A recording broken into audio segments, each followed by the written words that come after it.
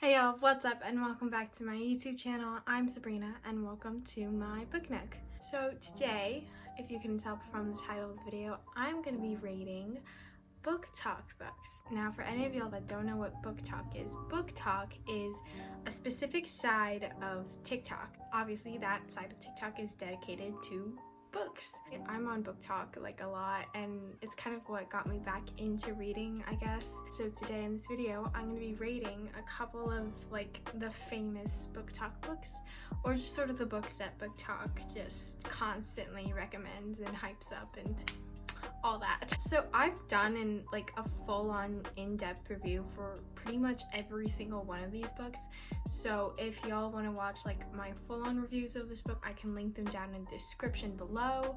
And also, it has been a while since I've read some of these books, and it has been a while since I've like done a review, so my ratings might change. So if you do decide to watch the videos and you're like, wait, that rating is not the same as the ratings you gave in this video, I'm sorry. Sometimes I might have changed my rating just because like time can affect how I view a book, you know, because if I haven't picked this book up in 5 months, I'm like, is it really that great? And I might drop my rating a little bit, you know what I mean? Okay, so now with all that rambling out of the way, let's get into the video. Let's start with the very first book. I feel like this is sort of the Booktok book. Even like non-Booktok readers read this book because it's just so widely talked about.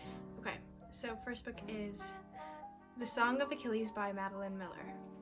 Yeah, so I feel like everyone has heard of this book, even if you're not like a reader. To be honest, I was very hesitant going into this book because I wasn't sure that it was going to live up to the hype, and maybe, you know, I wouldn't cry as much as everyone said they did during the book. But this is actually one of like the only like Booktok books I've seen that hasn't gotten a lot of hate, because I feel like every other Booktok book there's just like a second wave of just hate, but this is like the only one I've only seen like a few criticisms on. I also did avoid reading this book for a while because I wasn't sure if I was mentally stable enough to handle it, and I read this after I read Red, White, and Royal Blue, which I feel like should be like the other way around. You know, you read this book, cry, and then you read Red, White, and Royal Blue to calm down, but I read it the other way around, and I read it in one sitting on a Tuesday night, and I finished it at 2 a.m. when I had school the next morning. So I only got about 4 hours of sleep, because for an hour after I finished the book I just sat there crying and just sort of like in pain and looking at fan art of Achilles and Patroclus. Now to actually like review the book, I think that this book was absolutely incredible. I think it deserves all of the hype. Not only is the story amazing, but for some reason, I don't know if this is just like me, but I could very vividly picture everything in this book. So I think the writing is just very like cool in a way, I guess, because it's like, it's not overly descriptive, but you still can very vividly picture what's going on. I also loved Patroclus and Achilles' relationship, despite, you know, Achilles' many faults and Patroclus' fault. Both of them aren't like 100% completely moral characters, but their relationship is so sweet because it's kind of like, I don't want to say it's unlike any relationship I've ever read, but it's kind of different because I feel like they're one of the only book relationships I've read that's actually stayed true and loyal to one another. It's like kind of refreshing to read that, you know? And also, I don't know about y'all, but I was such a big Greek mythology kid. Like, even before I read Percy Jackson, I was super into Greek mythology. This is a Greek mythology story. I was into Greek mythology, still kind of am. So this was just kind of like the perfect book for me. So yeah, I rated it a 5 out of 5 stars. I totally think everybody should read it. I totally think it deserves the hype. I can see why Booktok recommended this book, and I feel like for the people who criticize the book, for pretty much every book on this list, the only reason some people criticize like the books on this list is because they think it doesn't live up to the hype. What I do whenever I read like a popular book is I lower my standards. Like, I make them as low as possible. I just do it how I would do with any normal book, you know? If you went in reading with like unattainable standards, then that's on you. Like, sorry, but no book is ever going to meet that standard. So just go in with low standards whenever you're reading a book, okay? Okay, great. moving on to the next book. I believe I actually mentioned this like 5 minutes ago. Red, White, and Royal Blue by Casey McQuiston. As you can see, it is currently being read right now by my sister. I had to steal this from her room, but not really steal because she's like borrowing from me anyways. So this is basically everyone's favorite comfort romance book, and you know what? It's mine too. I loved it. Everything about this book is lovable. The characters, the story, the relationship, blah blah blah blah blah. It's just so cute and so sweet. I just genuinely don't think there's anything you can dislike about this book unless you're like racist or homophobic or something. Or maybe you just don't like the smut in this book and you think it was unnecessary. I agree. The smut wasn't necessary, but there's like nothing you can do about that, so if it makes you uncomfortable, just skip. The only reason it wasn't like totally out of the like ballpark, is that even a saying? Out of the ballpark? I don't know. The only reason it wasn't like totally impactful for me is because I feel like the book itself didn't hold much depth. Like, I just think it was another cute contemporary romance book, you know, and there's nothing against that. Not every book has to be the next, I don't know, Crime and Punishment or something, right? It can just be another cute distraction book. Like, I don't think every book has to have super in-depth meaning. Like, that's not a bad thing. But because this book was just sort of like a distraction book, it automatically just was like not as impactful for me. And I know a lot of people have like a personal connection to this book. Sorry. Like, some people said they cried during this book. What part did you cry? Like, when they fought? It was obvious they were gonna make up. Was that a spoiler? Sorry, but not really a spoiler because that happens in every romance book. So I think this is just a great story. Definitely cute. I rated it a 4.5 out of 5 stars. Like I said, it doesn't hold much depth, but I still think it's such a cute romance read, and everyone should definitely read it if you're like into those like cute contemporary romance stuff. Or maybe you just want like a distraction book, something to like take your mind off stuff. Read this. So next book is The Cruel Prince by Holly Black. Now, I think this was literally the first like Booktok book I read because my sister already had the series and she didn't want it anymore, so she just gave it to me. Now, I think that it was like a pretty good fantasy read. Like, I do think the series was pretty well written, except for the third book. I have some to say about the third book, but I'm not gonna say it because that's a spoiler. But yeah, I feel like a lot of people just have like an emotional connection to this book. Again, I'm sorry, but I just don't have like that emotional connection. Like, Jude and Carden, everyone was hyping up their enemies to lovers relationship, and then everyone was hating on their relationship, not on their relationship, but on the people hyping up their relationship, because, you know, this book is mainly politics heavy based, not romance, and people were hyping up the romance, and then, you know, they went in reading the romance and they were disappointed because there was barely any romance.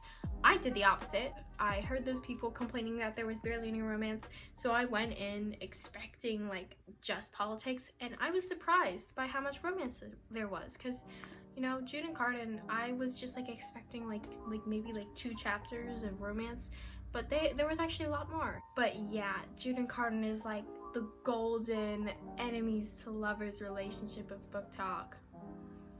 Y'all are gonna hate me for this, but I don't really like them. I mean, like, I like them, I think they're cute, but, you know, if they broke up, I would just kind of be like, okay, I don't really care.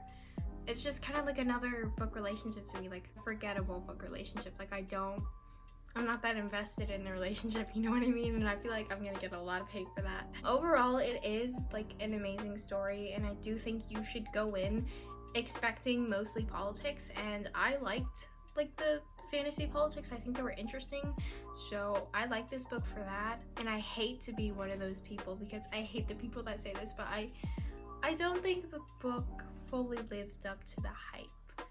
Like, I was expecting like a little bit more, and I hate saying that, you know, I hate saying the book didn't live up to the hype, but the book didn't really live up to the hype. You know, I still think it's a great book. Is it amazing and exceptional and as life-changing as everyone says? No. But, you know, it's still a great fantasy read to add to your bookshelf. So overall, I rated it a 4.5 out of 5 because it is a great book, a great series. But yeah, just no emotional connection for me, honestly. If you're into YA fantasy, definitely get the series. It's like one of the core series in YA fantasy, but if you're not, then just like don't bother, honestly. Okay, so moving on to the next book, Shadow and Bone by Leigh Bardugo. Oh my god, I love this book. Shadow and Bone has been my personality trait for the past, I don't even know how many months. Now, I know that the original Shadow and Bone trilogy definitely has some mixed reviews, some people calling it cheesy YA fantasy, like trash, and other people calling it masterpiece. You know what, I'm one of those people that's gonna call this a masterpiece. I love it. I don't care if it's YA fantasy, I don't care. It's good YA fantasy, okay? It's so good. Now, this book is honestly what made me into like a reader. I finished the entire trilogy in 2 days, and I finished pretty much the entire Grishaverse in like a week, except for Rule of Wolves, which, you know, I had to wait for the release. But yeah, oh my god, I love this series so freaking much. Like, you know how I was talking about an emotional connection, like what most people have to The Cruel Prince? My emotional connection is to this series, man. Oh my god, I love this story. It's such an amazing fantasy story filled with such interesting characters, and I loved everything about it. The only criticism I had of the first Shadow and Bone book was that if you don't know anything about like the Grishaverse, the world building is very rocky because you have like 100 different terms thrown at you in like the first chapter, but once you get the hang of it, this universe is so incredible and it's so amazing. Oh my god, I loved it so much. Also, by the way, this isn't about the book, but it's still related. Season 2 of the Netflix show just got renewed a couple days ago. I'm literally so happy because you know what this means? Not only are we getting Toya and Tamar Wylan, but we're also getting Nikolai, aka the love of my life. My camera is shaking so much right now because I'm so excited, but oh my god, I'm so happy. I cannot believe that we're actually getting Nikolai on screen. I think when I found out, I almost died of like a heart attack. This show has been like my only source of happiness for the past couple of months. So yeah, anyways, so I'm sorry I can't give like a really adequate review of what the story actually is. It's just one of those books you kind of need to read for yourself because it's a little bit too complicated to explain, but I love this series so much. I can't even explain it coherently, honestly. But yeah, so I rated it a 5 out of 5 stars, and it's so good. Everyone should definitely read it. I've been pushing literally everybody I know to read it. Like, some of my friends come to me for book recommendations. Every single time I push the Grishaverse, every single time, like you could ask them. But yeah, everyone should read it, and once you read it, watch the Netflix show. So I love this series so much. Leigh Bardugo, I love you so much. So moving on to the next book, which is actually another Grishaverse book and sort of the fan favorite, Six of Crows, also by Leigh Bardugo. So yeah, this is sort of the fan favorite of the two between the Six of Crows duology and this Shadow and Bone trilogy. Personally, I can't choose between Six of Crows and Shadow and Bone. I know I said I love Shadow and Bone so much, but I also do love Six of Crows as much as I love Shadow and Bone. I can't choose between the two. It's like asking someone to choose like their favorite. I can't even think of a good analogy. Point is, I just can't choose. Now, I know that Shadow and Bone and Six of Crows are technically like in the same universe, so I wasn't sure whether to include both of them in this video, but I feel like I should because they are like two completely different series, honestly. Like, it's hard to register the fact that they are within the same universe.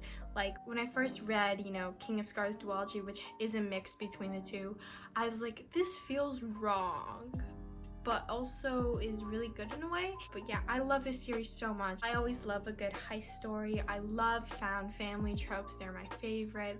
And you know, every single one of these characters is so incredibly well developed. Oh my god, I love all of my crows equally. I don't think I can even choose a favorite. That includes Matthias. No Matthias slander on my page. I love him so much. Now, objectively, the writing and the plot and the characters are better in Six of Crows. This is her later series, so her writing was able to, you know, develop more, and this is also interchanging third-person POV, which I love in books, and Shadow and Bone is in first-person POV. So objectively, you know, Six of Crows is better in terms of like technical stuff, but the emotional connection, I feel, they're the same. they're the same. But you know, often what happens is because Six of Crows is more the fan favorite, people start off reading Six of Crows without reading Shadow and Bone, and it's very confusing that way. So if you want my advice is literally just start with Shadow and Bone, okay? And if you decide you just really don't like the series, then go ahead and read Six of Crows. But my advice would always be to read Shadow and Bone first and just follow the order in which the books are released, okay? Okay. Anyways, I rated this book, obviously, a 5 out of 5 stars. It's honestly one of the best reads I've done so far this past year. Everyone should definitely read it, and once you finish reading it, go watch the show as well. So moving on to the final book, They Both Die at the End by Adam Silvera. Now, when I first read this book, I was definitely very overcome with emotion. I mean, the title literally tells you what's gonna happen at the end. They both die, so I cried, like a lot, and it definitely was an experience the first time I read it. But, you know, some time has passed since I read the book, and I realized that a lot of, like, my initial rating was due to, like, the first time experience of reading this book, because I don't think you'll ever get back the first time experience of reading this book, or just generally any book. But this book, I feel like, heavily relies on that first time experience. Because the title spoils so much, you don't know what's gonna happen. Because the title only spoils the ending, you're left wondering what happens along the journey. So, you know, that first time read is you getting to experience that journey for the first time. But rereading it, it's just kind of like, it doesn't have as much as the emotional impact it once did. I still think it is such an amazingly written story. I do love Rufus and Mateo's relationship. People say it's rushed, like, no, they only had one day together, of course it's gonna be rushed. And this is honestly, like, the book I've seen the most amount of hate for. Like, I've just been seeing so much hate for this book, like saying it's bad, unwritten, didn't deserve the hype. Y'all need to chill. 3 months ago, you were hyping this book up, and now you're just, like, dragging it down through the mud. I think it's an amazing book. I think everyone should read it. I think that the problem with a lot of people is that they go in reading with super high expectations because you're told you're gonna cry at the end of this book. Like I said, go in with low expectations, okay? Go in with low expectations for any book you read, which I know sounds like kind of bad advice, but it's not. It's good advice. Otherwise, I wouldn't be giving it. That was kind of passive aggressive. Wow. The book is like a great story with great characters and a great relationship, even though it's rushed, but it's still pretty well developed, and it answers important questions like, how do we deal with death, and how do we deal with grief and mourning, and just overall important questions like that. So I think it is a very good story, and I think it is a very good book, and I think that if people didn't constantly have high expectations reading, then this book would still be loved, you know? But I've seen so many people hate it. I'm sick of seeing the hate, honestly. This book deserves love, so I don't want to hear it. And also, I hear there's like a TV show coming out soon. Gonna cry my eyes out to that. Overall, I rated it a 4.8 out of 5. I did bump down my rating slightly because, like I said, I do think this book relies on the first time experience of reading it, but is still an amazing book. I think everyone should read it if they need a good cry, or if you just want to check it out. Everyone should definitely read it. And I'm honestly sick of seeing the hate for this book because it does not deserve the amount of hate it gets, you know? I understand like some criticism, but most people just like drag this book through the mud, so stop doing that. Those were all of my books and all my rantings of the book. If you watched this entire video, thank you so much for watching. If you liked this video, give it a thumbs up. If you didn't, don't. If you hated this video, give it a thumbs down. But, you know, please don't do that. Again, thank y'all so much for watching, and I'll see y'all next time. Bye!